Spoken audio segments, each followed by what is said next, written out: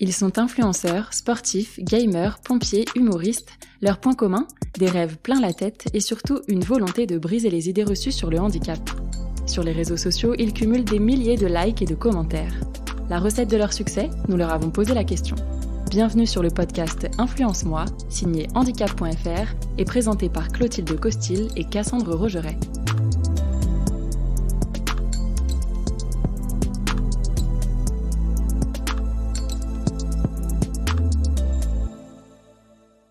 Août 2017, Martin Petit profite de vacances entre amis sur la côte landaise.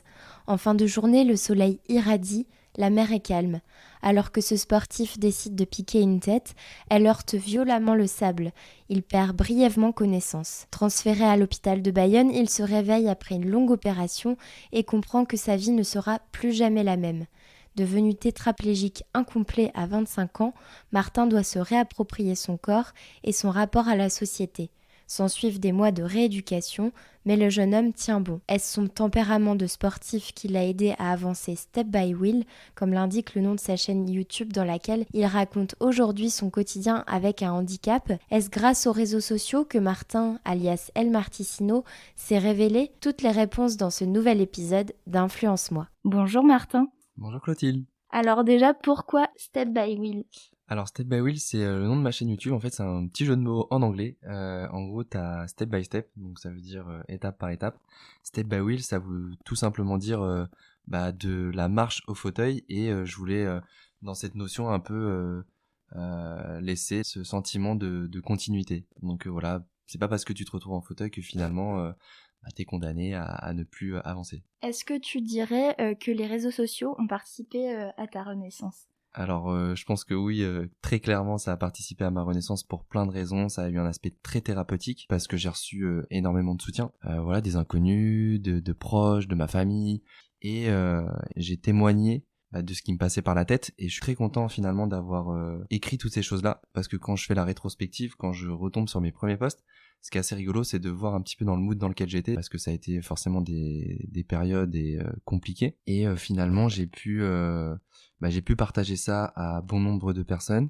Donc j'ai pu aussi écrire, j'ai pu mettre des mots sur ce que je ressentais à ce moment-là. Et c'est ce que je disais, en fait j'ai reçu énormément de soutien de milliers de personnes, donc forcément c'est très galvanisant, c'est une source d'énergie incroyable.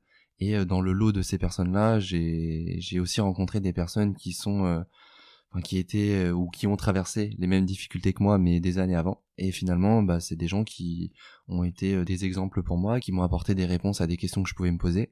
Et maintenant, c'est un petit peu ce que j'essaye de faire aussi sur les réseaux. Là, je partage mon quotidien pour peut-être inspirer des gens à qui ça arriverait. Qu'est-ce qui t'a poussé justement à te livrer sur ce format qui est Instagram et plus largement les réseaux sociaux? Alors ça s'est fait de manière ultra spontanée.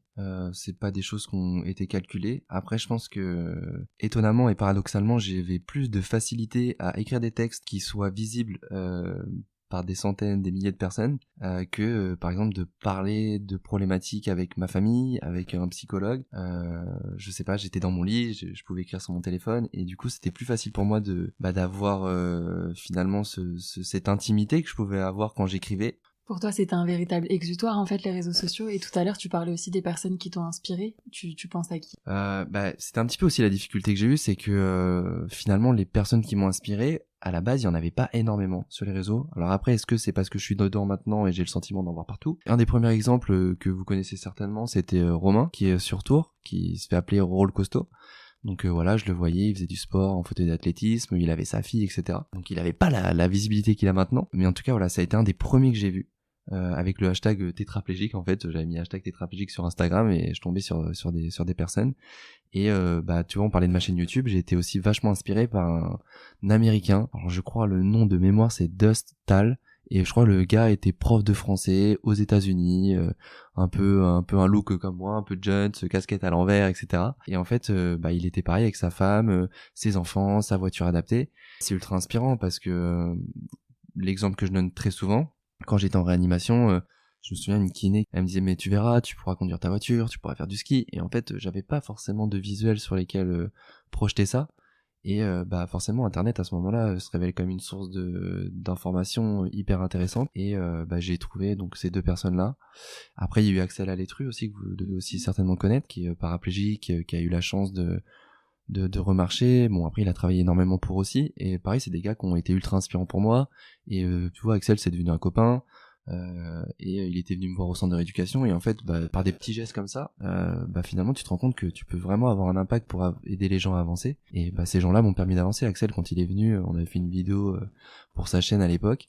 J'étais au tout début de mon accident, de ma reconstruction, et c'est vrai que ça donne la pêche, quoi, d'avoir des gens comme ça. Tout l'amour que j'ai pu recevoir des gens de manière générale depuis le début de mon accident, j'essaye de leur donner, de donner de la force à d'autres personnes, les partager en story, etc. Voilà. Et du coup, ça ressemble à quoi aujourd'hui ta vie d'influenceur? Eh ben écoute, ma vie d'influenceur, c'est beaucoup de sollicitations, beaucoup d'organisation, parce que voilà, j'ai envie de faire plein de choses, j'ai plein d'idées, je sais que tout est possible, mais après, ce qu'il faut, c'est réussir à canaliser un petit peu ses pensées. Faut s'organiser pour faire les choses bien, pour répondre aux sollicitations, pour tu vois, là on est à Paris, et puis après, ma vie d'influenceur, je pense que voilà, c'est un métier maintenant qu'on commence à connaître. Il faut faire les partenariats avec les marques, il faut se déplacer, il faut aller voir du monde. Mais ça, je pense que influenceur ou pas, quel que soit en fait le métier que tu peux avoir, je pense que c'est ultra important finalement de savoir aussi se créer son réseau. Et en fait, moi j'ai une de mes qualités, c'est que je suis quelqu'un de très curieux, et j'ai besoin de comprendre beaucoup de choses, et en fait je me nourris énormément finalement des autres, et j'adore finalement pareil, les sollicitations quand t'es invité à un événement, etc. Des fois t'es un peu fatigué, des fois t'as envie de rester chez toi à Netflix, non, finalement j'y vais, je rencontre des gens, et c'est ces rencontres qui peuvent peut-être un jour me permettre d'avoir des opportunités aussi. Mais je pense que c'est valable pour tous les métiers. Si t'as envie de te développer, il faut que tu rencontres du monde, il faut que tu développes en fait ton réseau professionnel, tout simplement.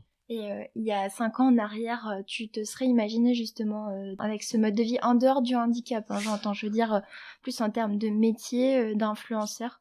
Ouais, alors étonnamment, je sais plus où je vais depuis que je suis en fauteuil, parce que effectivement j'étais en master en management du sport à l'IAE de Nice à ce moment-là, et j'étais déjà un petit peu sur les réseaux, mais je partageais surtout des choses par rapport à la course à pied, au sport. Je venais de m'installer sur la Côte d'Azur, donc on va dire que le cadre était plutôt cool, j'avais ma petite moto, les petits voilà, exactement, les petits couchers de soleil, donc c'était très très cool. Après moi je voyais plus Instagram à l'époque comme un outil pour me différencier, notamment quand on voyait un petit peu l'émulation qu'il y avait autour de tout ça. Et je m'étais dit, quand j'aurai mon master, demain j'ai un entretien d'embauche, demain Martin, on voit qu'il est capable de gérer son propre compte, finalement peut-être que pour ma marque de vêtements de sport, pour ma salle de sport, parce que voilà, je voulais travailler dans le marketing sportif, donc idéalement j'aurais voulu travailler pour une salle de sport ou une grande marque de fringues de sport, et je m'étais dit ça peut être un avantage par rapport à d'autres personnes qui ont le même CV que moi. Si on voit que finalement je suis suivi, que je sais me servir un petit peu des codes, que j'essaie de faire des belles photos, etc., ils peuvent se dire peut-être ça peut être un avantage pour notre société. J'aimais bien aussi tu vois, motiver des gens. Moi j'ai des gens qui me disaient à l'époque tu m'as motivé à faire du sport, à courir, à prendre soin de moi, et forcément c'est gratifiant, et maintenant je le fais, mais d'une autre manière. Oui, donc il y avait déjà cette touche d'influence quand même si t'avais pas du tout la même communauté et portée, ouais. Ouais. Alors aujourd'hui, comment tu définirais ta marque de fabrique sur les réseaux sociaux? Je pense que j'essaye toujours d'être dans l'équilibre entre être positif, parce que c'est ce que je suis, c'est parce que c'est ce que j'ai envie d'être. J'écris beaucoup, et par exemple dans un des textes que j'avais partagé, je disais qu'est-ce que je veux laisser transparaître au monde, enfin quels sont les sentiments que j'ai envie de faire vivre en moi, et voilà, je suis positif, je triche pas. Je pense que la plupart des gens qui me rencontrent en vrai ils le captent direct. Je suis toujours souriant, je suis toujours à aller de l'avant. Alors après je suis comme tout le monde, hein. J'ai des moments de down, j'ai des moments où ça va pas, etc., mais j'arrive à aller au-delà. Je pense que je reste positif, et c'est ça, c'est de trouver l'équilibre entre le positif que je suis, que j'ai envie d'être, et interpeller aussi les gens finalement sur des problématiques que je peux rencontrer.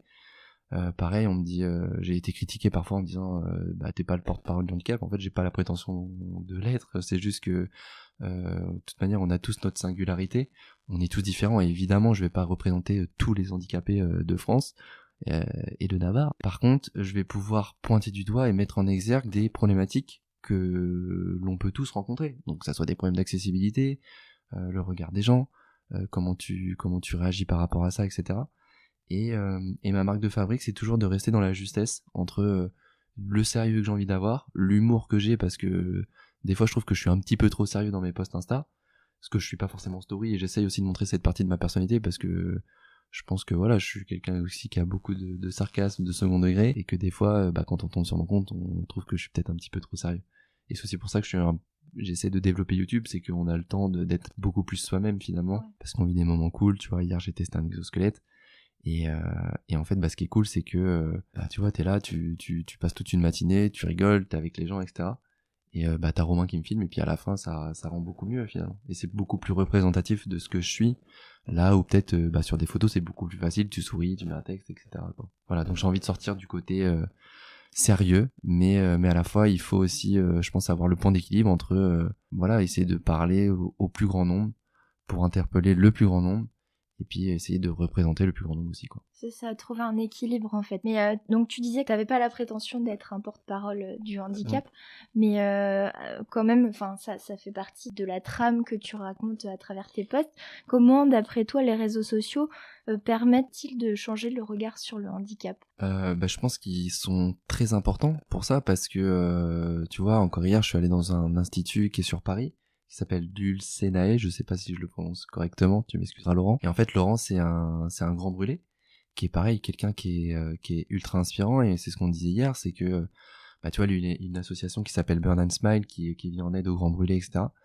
Et en fait ce qui est marrant, c'est que Laurent, la première fois que je l'ai rencontré, c'est quelqu'un qui avait quand même un visage qui a été meurtri par les brûlures, etc. Et en fait il dégage tellement quelque chose que je me rends pas compte de son visage. Enfin, ça me gêne pas. Alors après, le biais, c'est est-ce que je suis tellement habitué à rencontrer des gens comme ça maintenant que j'y prête moins attention, ou est-ce que c'est parce que vraiment il dégage quelque chose? Je pense qu'évidemment il y a un petit peu des deux, mais je pense qu'effectivement les réseaux sociaux ça peut être intéressant dans la mesure où plus tu as des modèles de représentation, plus tu t'interpelles les gens sur la différence, et finalement plus en fait ce sentiment que je viens de décrire là, les gens l'auront aussi, et en fait on va normaliser des choses. Ouais, en fait, au début, Instagram mettait plutôt en avant des images de corps parfaits, et aujourd'hui, je dirais pas que ça s'inverse, mais on s'habitue un peu plus à avoir des corps différents. Il y a ça. Après, je pense qu'il y a aussi un truc qu'il faut mettre en... Enfin, ça me fait penser à ça, c'est que, tu vois, sur les réseaux sociaux, des fois, on critique le fait, Martin, il a pas la même vie que tout le monde, etc. Il fait des belles photos, les nanina. Mais en fait, faut, je pense, aussi jouer le jeu d'interpeller les gens avec des belles photos. Je pense que si tu fais une photo avec un appareil photo qui est pas très performant, la photo, les gens ils vont la regarder sans trop la regarder, et forcément, enfin, je pense qu'on est tous humains, tu vois, une notion de philosophie, c'est l'art du beau. Moi je suis très attrait à la beauté, et la beauté elle est subjective et elle est propre à chacun évidemment, mais je pense qu'on est tous d'accord pour dire que il y a une forme d'universalité dans la beauté, et que entre une belle photo et une moins belle photo, forcément il y a notre œil qui va être attiré vers quelque chose de plus beau. Donc j'essaye un petit peu de jouer aussi de ces codes là pour justement interpeller les gens avec un contenu qui est sérieux, qui est bien fait, pour justement derrière le contraste, c'est ça, c'est ok, je fais des belles photos, et puis des fois je parle, mon ascenseur il est en panne, j'ai la charge mentale, je me prends une réflexion par quelqu'un dans la rue, etc. Et voilà, et j'essaie de parler des points négatifs, mais je pense qu'il faut pas non plus le faire trop souvent, parce que c'est se tirer une balle dans le pied, et j'ai pas envie qu'on ait aussi cette image de des personnes très aigries du handicap, qui ont vraisemblablement pas forcément accepté tout ce qui leur arrivait, et on n'a pas à juger de ça de toute manière. Mais par contre, le fait de râler tout le temps, est-ce que finalement ça a du sens? Est-ce que ça fait avancer les choses? Je suis pas sûr, et je suis beaucoup plus dans une notion de pédagogie sur la manière dont j'ai envie de communiquer, et puis voilà, ça s'apprend aussi. Des fois je fais des erreurs, des fois je suis pas à la convenance de tout le monde, mais je reste un humain perfectible par défaut, parce qu'on a tous des défauts, et j'apprends aussi de ce métier entre guillemets de communicant, et derrière la facilité que les gens pensent que l'on peut avoir par rapport à ça, il y a eu énormément de travail. Moi, c'est un accident qui arrive au cours de ma vie, j'ai perdu tous mes repères, j'ai perdu toute ma vie en fait.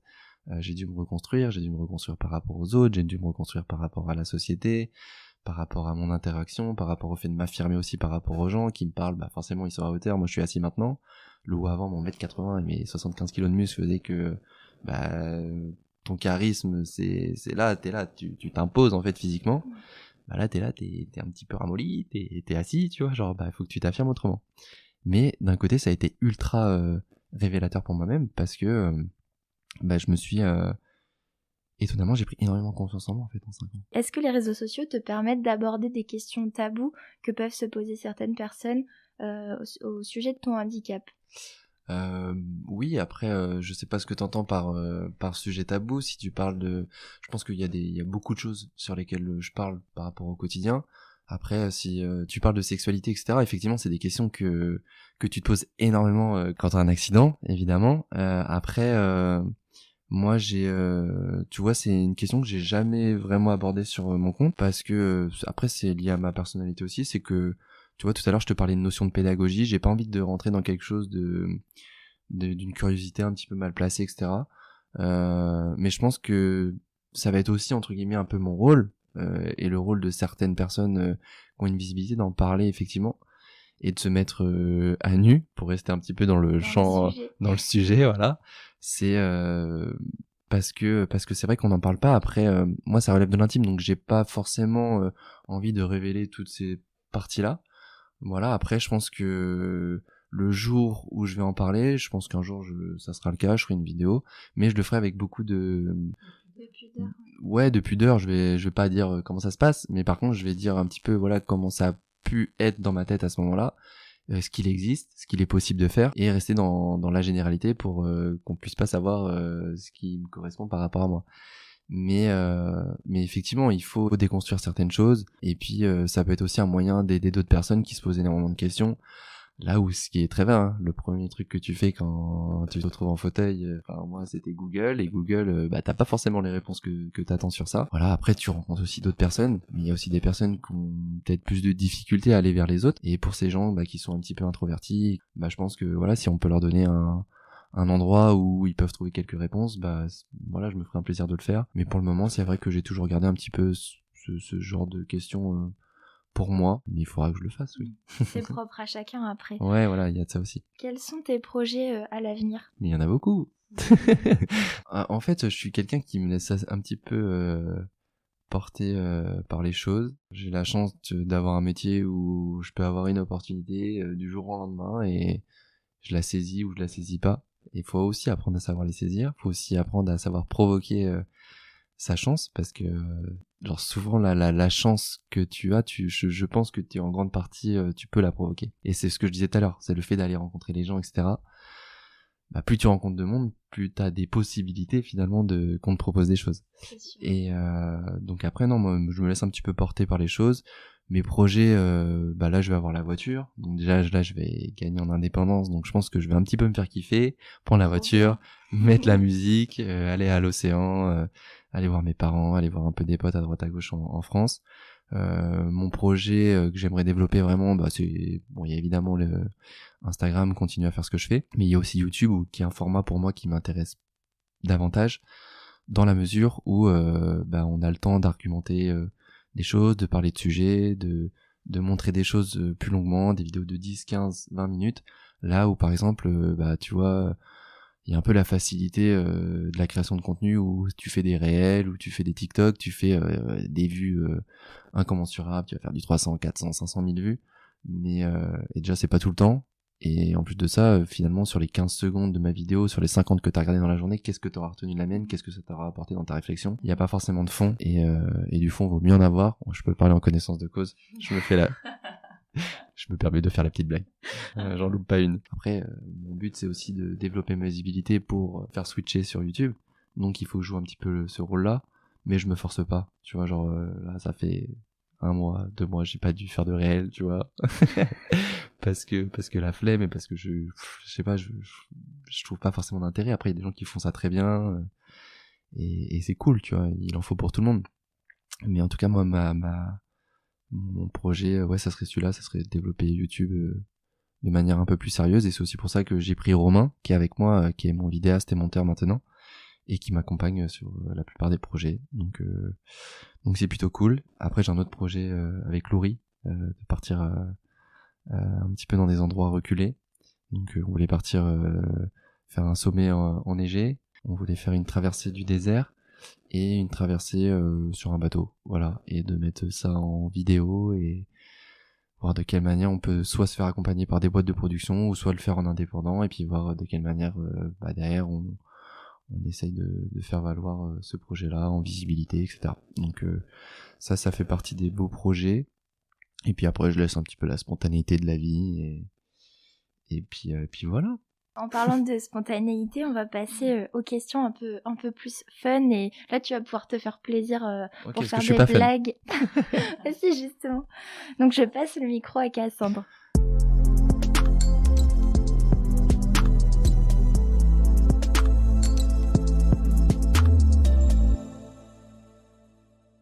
Quel message souhaiterais-tu livrer au Martin d'il y a 5 ans avant l'accident? Il y a une chanson qui s'appelle un rappeur là qui dit calme-toi et reste assis. Et en vrai c'est un petit peu ça, c'est que le message c'est ouais, t'es perdu, clairement t'es paumé de ouf, mais t'as de la force en toi, et t'inquiète, tu vas te prouver à toi-même et tu vas prouver au monde que t'es capable de faire de grandes choses, et finalement d'une chose très impactante pour toi, tu vas en faire quelque chose de beaucoup plus élogieux, et en fait tu vois, ce que je dis là ce matin d'avance, c'est finalement les premières pensées que j'ai eues aussi au début, c'est qu'il m'est arrivé ça, mais ok, il m'est arrivé ça, tu vas voir. Quelle est la musique qui te rebooste en cas de coup de mou? Mais c'est étonnant, c'est qu'en général j'écoute plutôt des trucs mélancoliques quand j'ai des trucs de coup de mou, donc je sais pas si c'est la bonne stratégie. Mais non, après j'écoute énormément de musiques différentes, je suis très très ouvert musicalement, et je pense que je vais perdre énormément d'abonnés si je dis qui j'écoute, mais non, j'écoute pas mal de rap français, du rap US, mais après il y a plein de trucs que j'adore, dans le rock, dans la pop, dans plein de choses, il y a The Weeknd que j'adore. Si tu devais choisir mais c'est impossible, c'est comme si tu me disais faut que tu choisisses un film, mais non, il y a pas, attends, allez, une musique. J'ai un artiste que j'aime beaucoup qui s'appelle C-Kick, c'est un mec qui est aux États-Unis et j'adore ce qu'il fait, et il a fait une reprise de Ed Sheeran, I Want Your Love, et la musique elle est ultra entraînante, etc. Et tu vois, ça c'est le genre de musique qui me rebooste bien. Quel est ton atout majeur? Tu as 1 minute top chrono, influence-moi. Je pense que c'est ce que j'ai dit tout à l'heure, dans mes qualités, je suis quelqu'un de curieux. Je pense que voilà, j'ai toujours la volonté de bien faire, et j'essaie toujours de trouver l'équilibre pour servir des intérêts qui sont les miens, et puis aider les autres à avancer. Voilà, si je peux donner un petit peu de force aux autres grâce à ma visibilité, je le fais toujours avec grand plaisir. Alors pour finir, est-ce que t'as un mantra, une phrase qui te fait avancer? Ouais, une phrase que j'utilise souvent, c'est les petits ruisseaux forment les grandes rivières. Et tu vois, tout à l'heure on parlait des réseaux, etc. J'en ai pas parlé dans le podcast, mais j'estime avoir une forme de responsabilité, parce qu'on parlait d'être un modèle ou d'être un exemple ou le porte-drapeau du handicap. Et effectivement, j'estime avoir une forme de responsabilité finalement par rapport à la visibilité, parce que je suis suivi par des milliers de personnes, là où des gens dans le handicap, on est un peu invisibilisé, même si j'ai tendance à penser que ça évolue et que ça change. Mais effectivement, j'estime avoir cette forme de responsabilité où je dois aussi donner de la valeur à des problématiques et de la visibilité à des problématiques qu'on va rencontrer.